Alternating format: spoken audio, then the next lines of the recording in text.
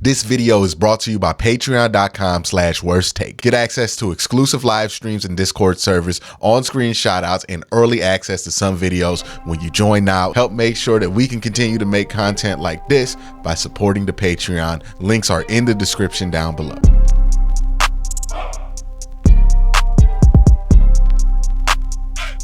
Always like to have the best guests that I can find on. Jake Burns, always at the top of my list of people to bring in to talk about this team, this offense, this defense, everything around it. Huge win at against San Francisco this week. The Cleveland Browns had.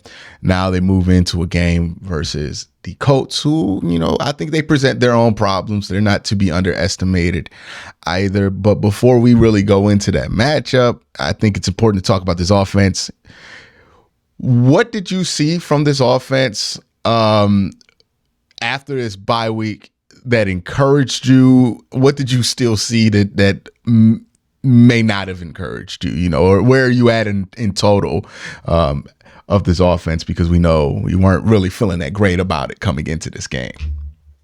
Yeah, so I certainly like that they diversified their run structure stuff, right? So definitely keen to the fact that they were effective in pin pull, very basic pin pull stuff, right? So, the ability to sort of just get in different shotgun looks than they have normally been in and create run opportunities off of their general tendency breakers is kind of how I would frame it. So I left encouraged that, I wrote about it as well. The gun pin pull stuff was a nice, unique new wrinkle. So I definitely enjoyed that. I thought it was really effective for them. And they ran it from under center too, but they didn't lean into a lot of the traditional stuff that they've leaned into. They also ran a variations of trap out of a 2-man trap and even out of a 3-man trap. Some people call that blocking concept crunch. It's like both guards are pulling and trapping, both the 3 and 5 tech, and then the guard, the wing tight end will trap his man too, kind of down toward the inside. It was a nice little scheme. I think they hit that scheme for like 40 yards. I thought the game had that 22-yard run with Kareem Hunt in a good way. I thought they did a nice job sprinkling in screen game. I thought, to be honest, it was their best screen game of the year. The unfortunate part of that is quite obviously that none of the screens were able to hit because of a penalty, right? The man downfield one time and then the hold there on Jedrick Wills. But for the most part, I felt like they did the things that you would have expected them to do with DTR had they not lost Watson, right? A lot of screen stuff, some simple play action, and on top of that, Walker just missed some throws, right? He just missed some open opportunities. There were, I counted 3 busts in the San Francisco defense, one on an Amari Cooper seam that he took off, made a nice move, nice release off the line of scrimmage. That guy fell down, but he wasn't looking at it. There was another 2 of them off of what I call mug fronts, where the defensive line and linebackers are walked into the line of scrimmage to sell that they are coming on a blitz and kind of confuse them. And they brought 6, and then one time they brought 7, and the Browns were in an empty set on both of them, and there were answers right in front of his face that he missed on. So he just didn't see him. So there were opportunities. I mean, you love that Amari Cooper was doing Amari Cooper things. That's always good, right? So you feel good about that.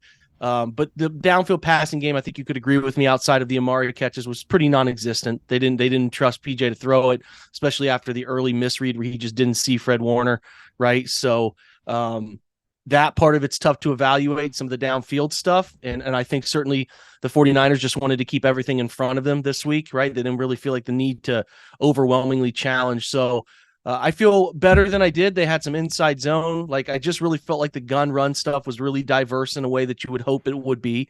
Some scheme stuff that I haven't seen from them. So I do feel better about it in general. Yeah. And to go back to the screen stuff, it feels like they're always like one thing away from like really having a great screen game. You know what I mean? Where it's like, okay, because the Tennessee game, it was like, okay, everybody's just like going upfield way too fast. And they're missing just getting that first guy down. And then, but it's there. Like, there was a massive screen, I think you pointed out on your breakdown, to David Njoku in that Tennessee game that could have went for a lot, but just they didn't block the first guy there, so it just is what it Mhm. is. And then in this one, you have two, massive plays there. Unfortunately, both to David Njoku. All three of these plays we're talking about to David Njoku. We're talking about like probably two touchdowns, and like a good 130 yards between all three of those screens, missed opportunities, Yeah. where it's like, oh, there's a legal man downfield, or Wyatt Teller inexplicably holds a guy he's supposed to let through, and it's just these small little things that makes you feel like they can clean that up eventually and have a really clean screen game going forward. But it's also frustrating to watch them kind of getting their own way when it comes to that screen stuff. No, it is, and I feel like the sentiment of the Browns are sort of one step forward, two back on offense at times, is how we felt this year. Now, the weather hasn't always been a huge help. I think you could agree with me on that. And obviously, 2 of the 5 games you've now played without your starting quarterback, so that will also trickle into examining the big picture, right, in a way that matters for sure. But they're really living that life in all aspects of what they're doing, right? Quarterback doesn't see somebody, or the line doesn't quite pick up who they're supposed to pick up. They fail to pick up a twist, and if they just given the quarterback a half a second longer, right, or something like that, it feels like the general point I feel here with it is they're on the cusp of being okay, but they're unfortunately just missing the element of clicking, right? Just everybody doing their job. The defense is obviously a living embodiment of what you want that to be, right? They're doing all of those things. Everybody's sort of clicking on all cylinders there. So you feel like that's why they're obviously, and we're going to talk about the defense a little bit, doing the unique things that they're doing. But offensively, they're just usually a guy away, sometimes 2, but normally 1 away from making plays. But you take out that Baltimore game where it becomes clear by the day that they just did not see the situation with Deshaun missing the game coming. And then you can understand a little bit more. And that's me. I was pretty critical of them, but if you step away from it, you can certainly understand they weren't prepared for it. You can claim that they should have been, but they weren't prepared. So you throw that one out, you feel like they've been pretty good, generally speaking, pretty good on offense, formulating plans the way that they need to fit things for the most part. The Pittsburgh game is probably the outlier, but they're once they get to the point that they can mesh, they can practice together again the way they need to practice together, get some guys healthy here. I do think they can start to put some more points on the board. And the screen stuff is tricky. It's so timing based, and one person's off by just a bit. Guys downfield 1 extra yard, or a guy lets somebody go because he thought the ball was going to be thrown already, or whatever. It's tricky. But when those hit, and the Browns are right on the cusp. You mentioned the Tennessee game. That's another example. They didn't really run very many against against Baltimore. I think Baltimore sniffed out the few that they did run because there was like 3rd and 1,000,000. They kept taking sacks, right? So they're close, Quincy. I think they're close, but there's still a lot they need to prove to us that they can consistently do it. But the problem is who's going to be playing quarterback, and how do you judge it? That's the tricky part, right? Yeah, let's go back to that. How much of the close in this, where this offense is, how much of this do you think really hinges on the quarterback playing, right? The quarterback that's available, and how much of a difference do you think Deshaun can make? Given it's a mystery when Deshaun's out there. It's a mystery when Deshaun's not out there. I think what a lot of us just want to know what's up with the quarterback position, right? And I think Deshaun was supposed to be the answer, and he could still be the answer, but we just don't know if the answer to that, right? It's been since March of 2022 we traded for him, and we're still asking ourselves these questions. So, I think that's where a lot of the frustration around him gets to. But when you look at this, how much can you take away from, it's really 3 games that we're talking about with Deshaun, one with bad, horrible weather, so you can't really take much from that game. Another one that felt like an outlier when it happened, but we don't know if it's an outlier, right? Because it's how much of an outlier can be? You play 3 games. You're asking the tough question. The tough question is there's something going on here where where Watson is out and you start to tell yourself it's going to be fine just once he gets back. But the biggest thing for me, Quincy, is like, what does Deshaun Watson need more than anything else right now?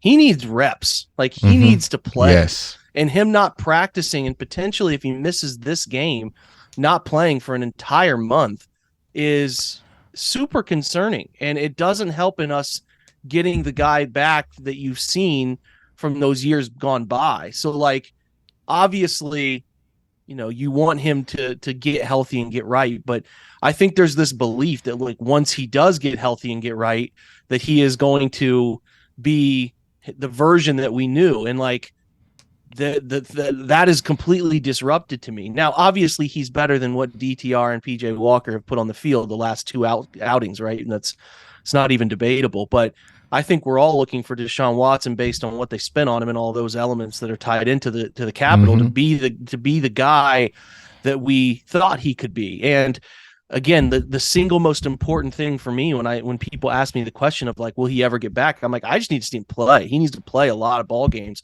to get the feel back, because when you take a year and a half off, it really hurts you. And not only is now he missing these games, he's missing these practices, and He's that not just even able to throw, sets it back. Exactly. So, like, my hope, to be completely honest, is that he comes back and is just getting right for, like, the last quarter of the season, that they can click in the last quarter of the season. That's where I'm at with the offense, to be like the version of the offense that we all hope for. That's the thing I'm hoping for, is that they can be, because if he misses a couple more weeks here, you're talking about coming back, I don't know, what is it, week 8, week 9 at that point. So, like, that means to me, it's an interesting tie-in of, okay, take 4 games, try to get your groove back, be where you're supposed to be. And then from there, you can have an opportunity to feel like you can really start to click with your play caller and your guys. And that stinks, because none of us want to hear that. But that's the truth of the situation, is that he's going to need to get back into the swing of things. And if he's going to take some time to get back into the swing of things, then it's going to take games. And, like, the rep stuff bothers me, because it doesn't leave you with a ton of confidence that they're going to be able to figure this out as quickly as we hope they figure it out. Now they could, and they'll certainly be better than they are right now, because he's just clearly a better quarterback than the guys that they are putting out there by virtue of necessity. But, to me, as I look at it, I'm concerned about the time it takes, because this is like a pitcher. He's like, he's essentially a pitcher here. And these guys who come back, they have to ramp up. They send them to the minor leagues, Quincy. That stuff goes with rotator cuffs and DL stints, and they build them back up. Well, he's trying to build back up without live game reps. And guess what? Deshaun Watson's not the best at? Not taking hits. He loves to hold on to the ball to the very last second, and there's a lot of elements tied into that, which make you a little bit nervous for him protecting that shoulder over the course of this season. So this is going to linger. The only thing I think it sounds like to me that gets him in a place to be better is rest. And the juxtaposition of that is that the thing I don't want Deshaun Watson doing to get back to his old version is resting. So that part of it really stinks, to get back to the guy that we all hope for. Now, let's just get him back on the field and go from there. And you'll try to figure it out on the fly, but it's really turned into a far less optimal situation than originally we were sort of led on to believe, because there was no indication after that Tennessee game that anything was wrong. And then all of a sudden he wasn't throwing, and it's just sort of perpetuated over the course of 3 weeks. And now we're kind of where we are right now, where we're talking micro tears and a whole bunch of other jargon that you don't really want to hear. So that part of it stinks, man. And so to sort of lay out, like, what's the bigger picture of the offense, the timeline I'm kind of laying out for you guys is, don't expect it to be this elite group until maybe later in the season. And that can be okay if they can stay their head above water, right? I'm sure you would agree with me if you can get to 6-4 and, without being really good offensively, and then have the offense be a large part of your winning equation later in the year.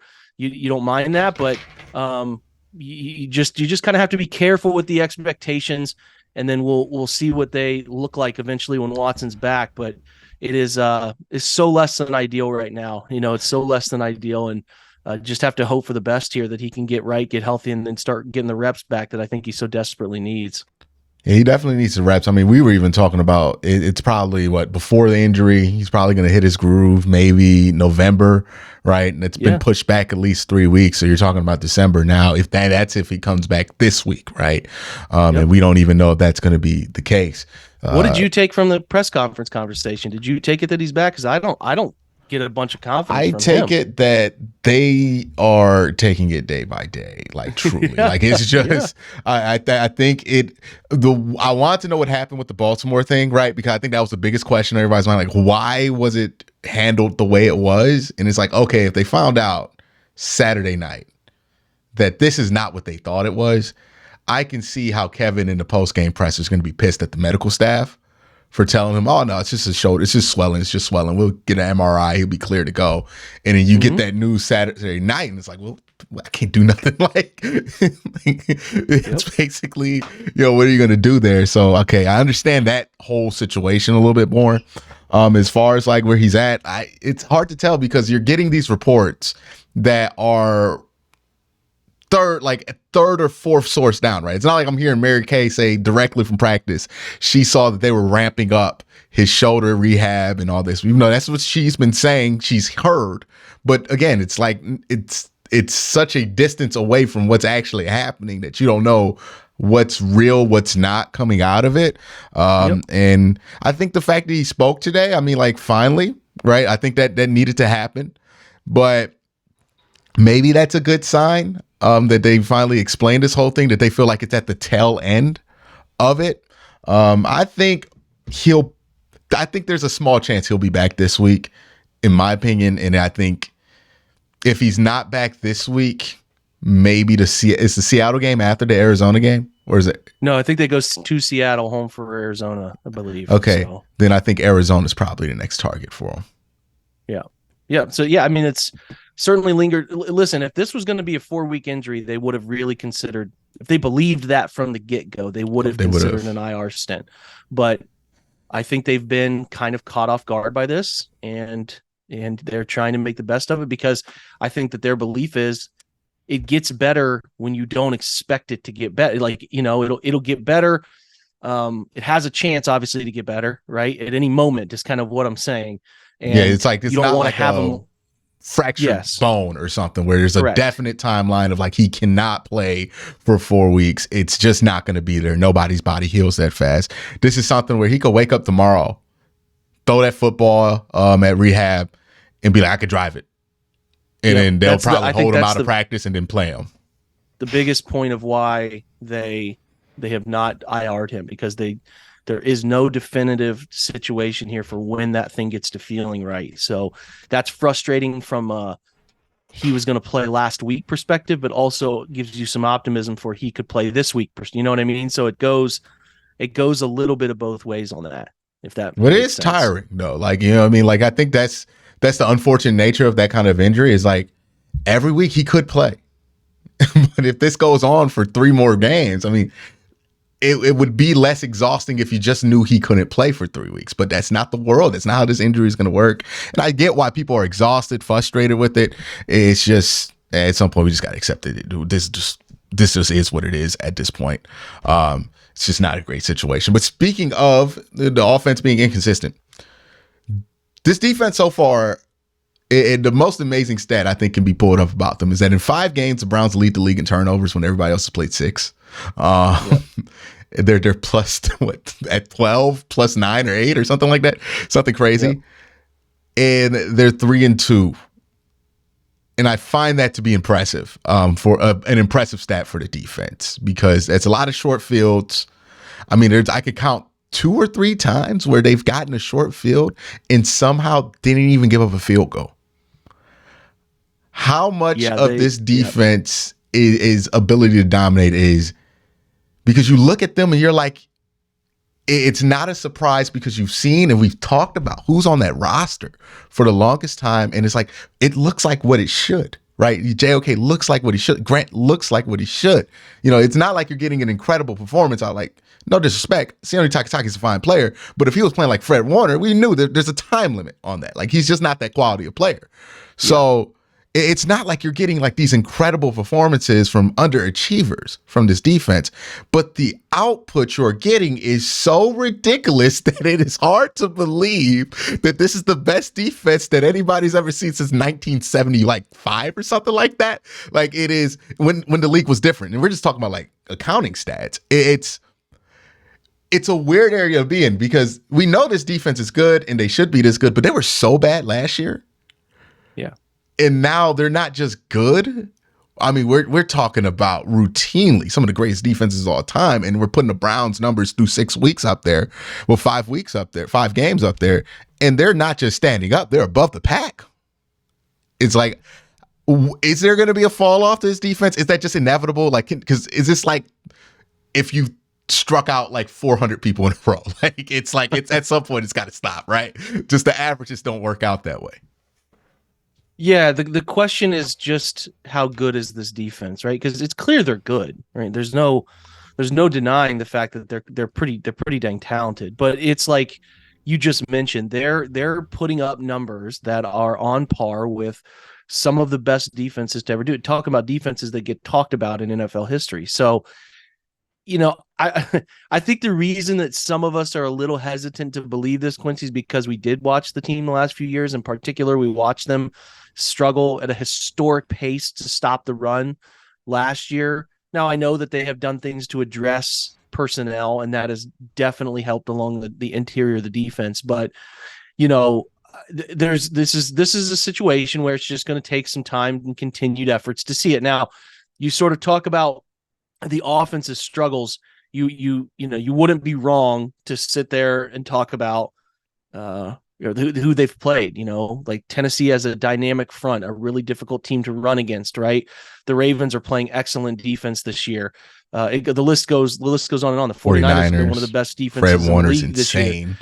For sure. Like it's and Cincinnati's still talented, right? They clearly have some very dynamic pieces, even if they don't rank very high on the list. Some very good defensive performances this year, Cincinnati. I mean, they've been a top 10 defense the last 2 years.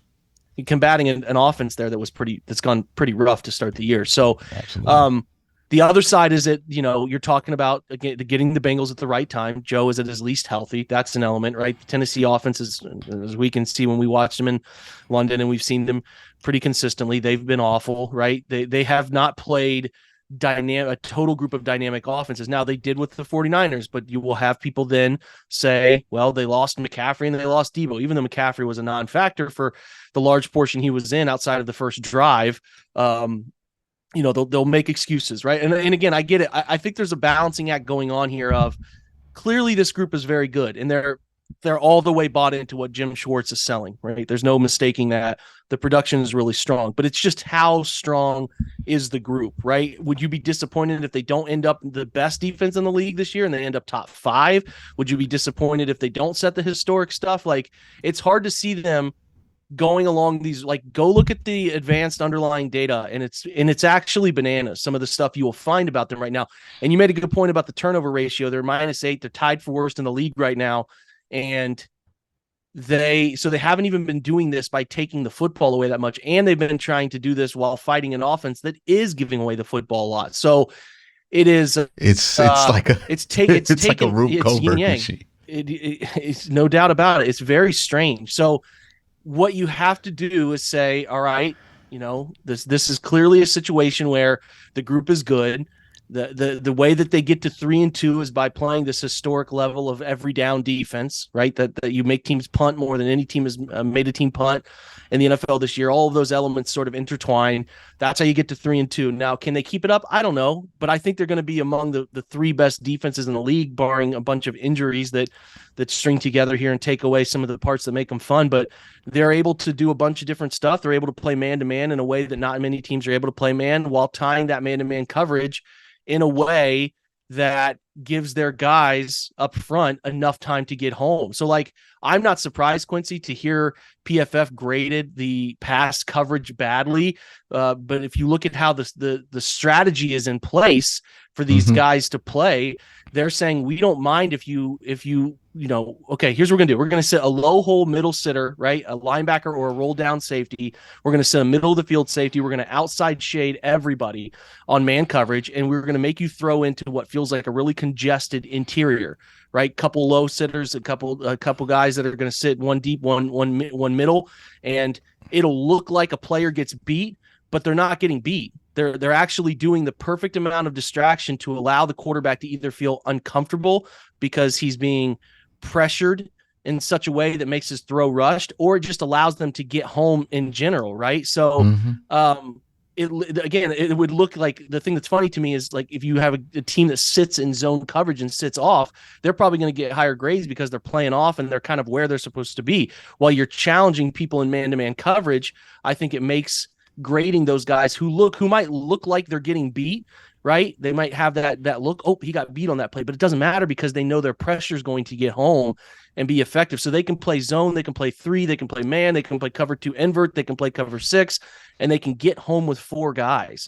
And not many teams in the league can do that without sending a 5th or 6th body at the quarterback and making yourself vulnerable in other ways. So they're a really unique defense. The health is in the right spot right now. We'll see if that continues. So that's going to be the biggest thing for them. But I do think, Quincy, they're a top 3 defense, potentially the best in the league. I don't know if they keep the historic stuff up because they're going to face some better offenses, right? But it's really unique to see, really cool. And like you said at the preface, it's not like we should not expect it. All of these guys are talented. Like they're early draft picks, or signed as free agents, or traded for players who have proven to be effective NFL players. So it's like you're getting a bunch of UDFAs or 6th, 7th rounders to do this for you. That's not the case, man. These are talented dudes who are finally clicking. Yeah, and part of me also wonders, like, I think there's some truth to, hey, there's some situational stuff that just went well for them early out with the schedule, even though you can make the argument that could have been erased by the turnover margin that the offense has given them. But it's also a question of, like, how much does that matter? Because if you put 5 or 6 good weeks together as an NFL football team and you feel confident in your ability to execute, and you stack that on top of each other, that can create the confidence that you need to be able to execute. And we talked about this before. Energy comes from execution. And the more you execute well and you see it happen in the games, the more energy you have, the more buy-in that you have with coaching. And a lot of coaching is just getting guys to listen to you, right? Like, and sometimes guys will listen, sometimes they won't.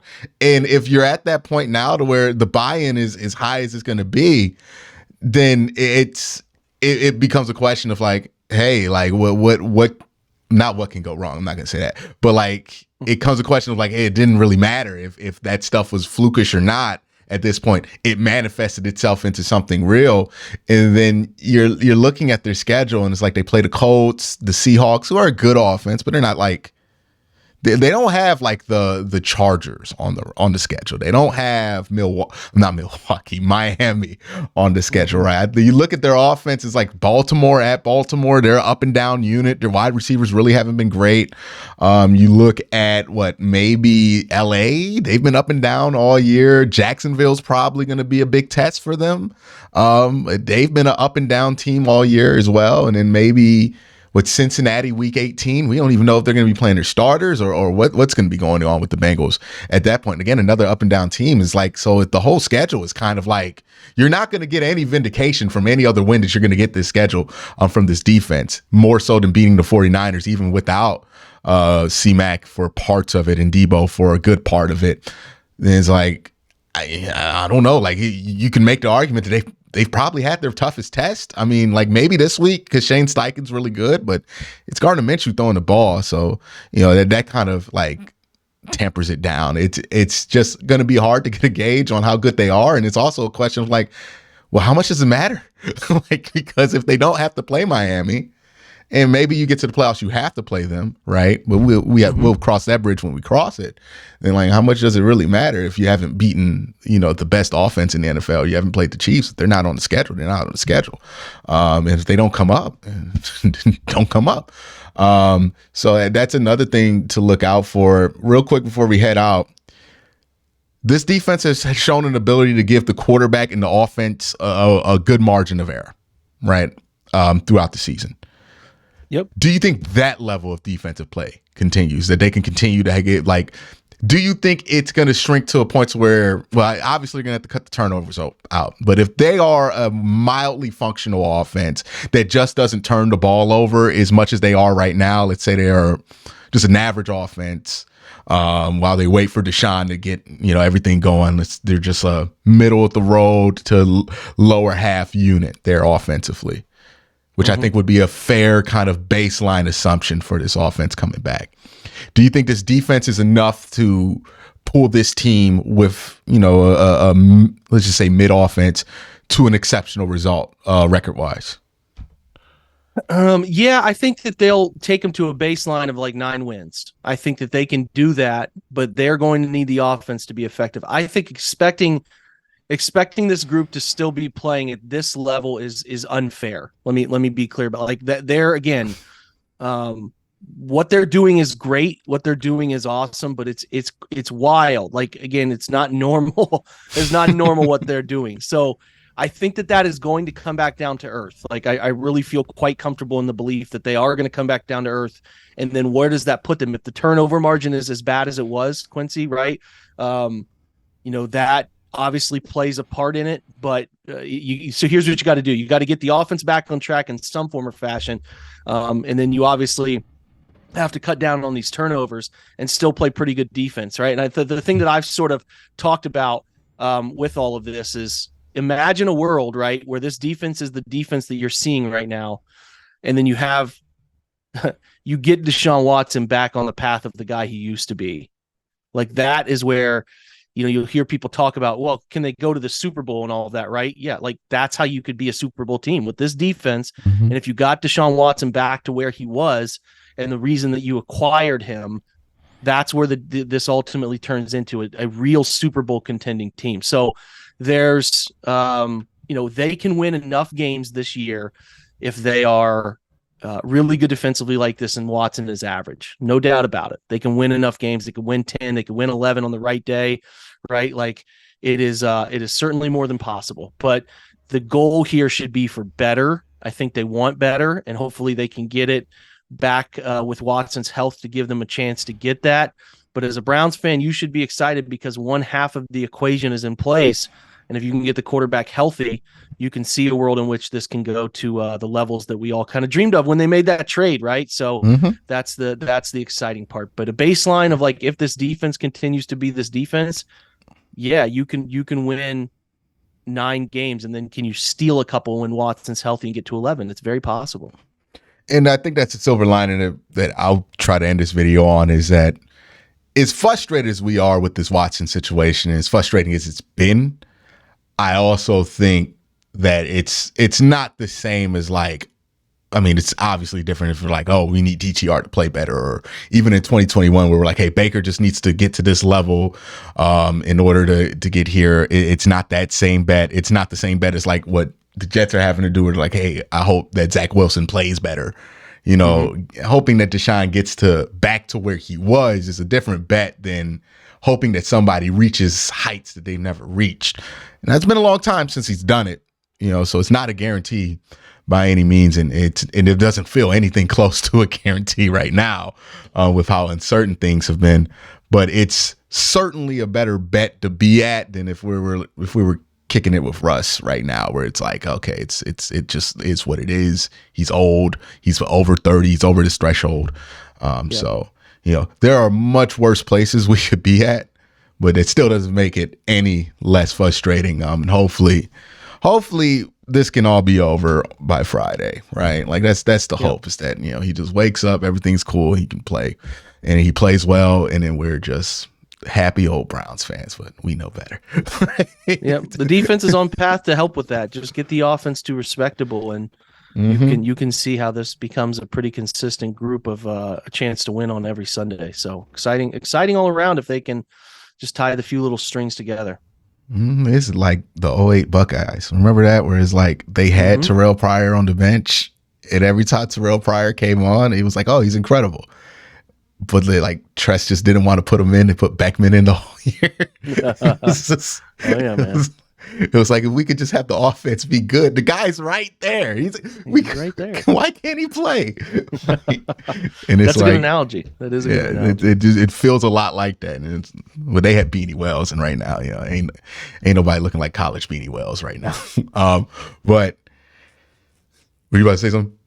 No, I mean, they had their Beanie Wells, right, and then he got beat up. So even just having Nick Chubb, like, I feel like that would have done a lot for this turnover margin. If you just had the security being like, I need 5, give it to Nick Chubb, but you just end up having to put the ball at risk more when you don't have a guy like Nick Chubb. So it's tough how this thing broke for the offense. It's a tough deal, but they're 3-2 though. They're 3-2, right? Yeah, so if they can get better. The only place for the offense to go is up, man. Like if that group can just get better to an average NFL level, then you can be pretty good. You can be really good. Because right now we're watching bottom of the barrel. Yeah, I was gonna say, you have hopefully watched your worst offensive play of the year, like 5 interceptions in 2 games, 7 turnovers total.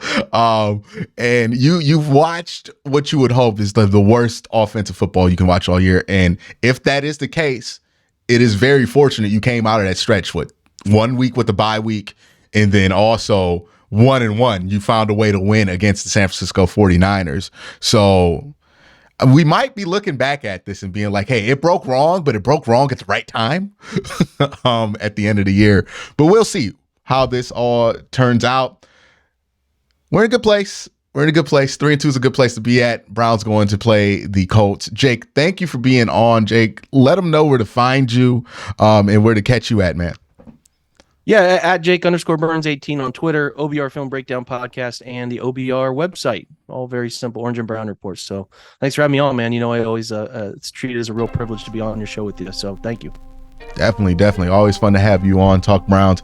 You guys have a great day. Have an even better night.